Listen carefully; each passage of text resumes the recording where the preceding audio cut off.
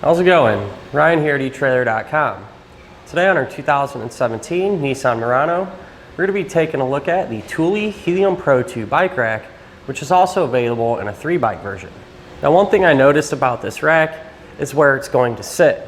It's going to keep our bike nice and high off the ground, yet it's not going to sit up so high that it's going to block or obstruct our view out of our rear view mirror as we're going down the road. It's going to be held in place by 3 straps. We're going to have 2 straps here on the top tube and one right here, and that's going to help prevent any sway and side-to-side movement, eliminating any bike-to-bike contact. It's going to have a integrated lock, which is a nice feature. That way when your bikes are in a rack, you can swing it over, clip it into the arm. That way you don't have to worry about them getting stolen.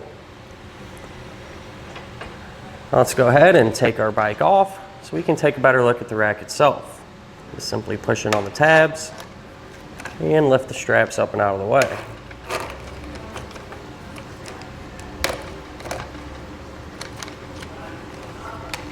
Once we have them done, we can just slide it off.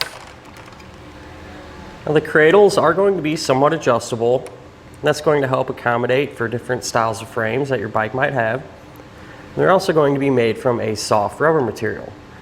We're going to have that same material here on the bottom of our strap. That way we're not going to have to worry about our cradles and straps scratching up our bike's paint. Now whenever we're not using the rack, I do suggest putting the straps back. That way we don't have to worry about losing them. Now the rack is going to extend the overall length of our Murano, and by exactly how much, from the hatch to the edge of the rack, there's going to be about 31 inches.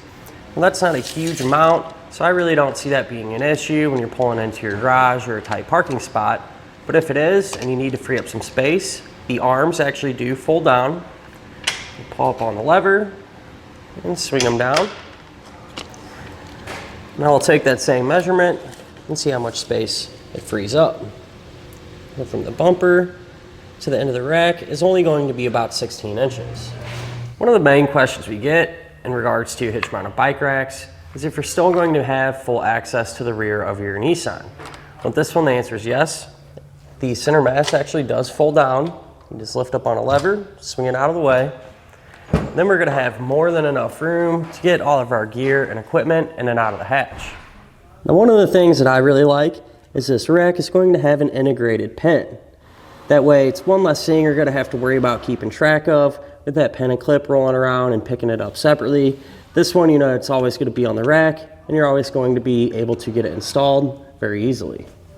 Now the rack is going to work with 2-inch by 2-inch hitches like we have here today on our Murano, but it's also going to be able to work with 1 1/4 hitches.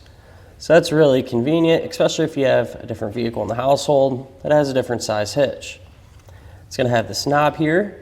Whenever you put this in your hitch and tighten that knob down, it's going to act as a stabilization device, eliminating any rattle or play in the connection point, keeping that quiet Murano ride. So to give you an example, I'll pull on our hitch, and you won't see any movement down there. It'll actually shake the whole car.